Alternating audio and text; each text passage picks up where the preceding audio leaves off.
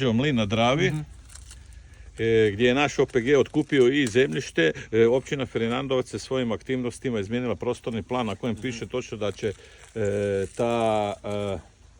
taj mlin biti na tom kilometru rijeke Drave, znači to je na 183. kilometru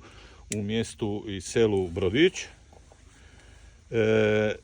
Sa našim prijateljima, sponzorima i sa našim sredstvima okupili smo dvije lađe koje ste vidjeli, kupili smo jedan stari mlin, znači i napravljeno je preko sponzora i kumova kolo koje će tjerati taj mlin. Slave kao predsjednik mjesnog odbora je obećao da će napraviti mlinarovu kućicu na toj skeli, dobrovoljnim svojim radom mi ćemo nabaviti građu. Znači sve Lego kockice su napravljene,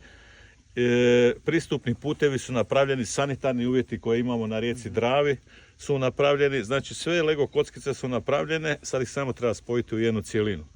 Zastali smo sada kod nekakvog idejnog nacrta, kod nekakvih papira, kod nekakvih taksi, ne znam ja čega koje koštaju da te boli glava, pa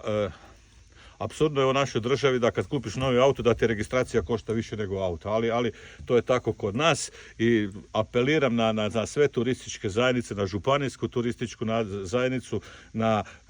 županiju samu, da pomognu oko ovog projekta. Neki dan me vidno razveselila rečenica našega župana kada je rekao da se turizam kod nas događa inicijativom privatnog sektora i pomoći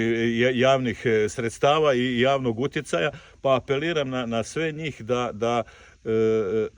da pomognu oko ovog projekta, jer ako nemamo nečega na 300 km rijeke Drave, znači na 300 km nemamo ni jedan mlin, a cijelo ovo područje je bilo poznato po mlinovima, znači da će ta stvar privući jedan određeni veći dio gostiju i da se razvijamo u tom smjeru tu rijeku našu Dravu.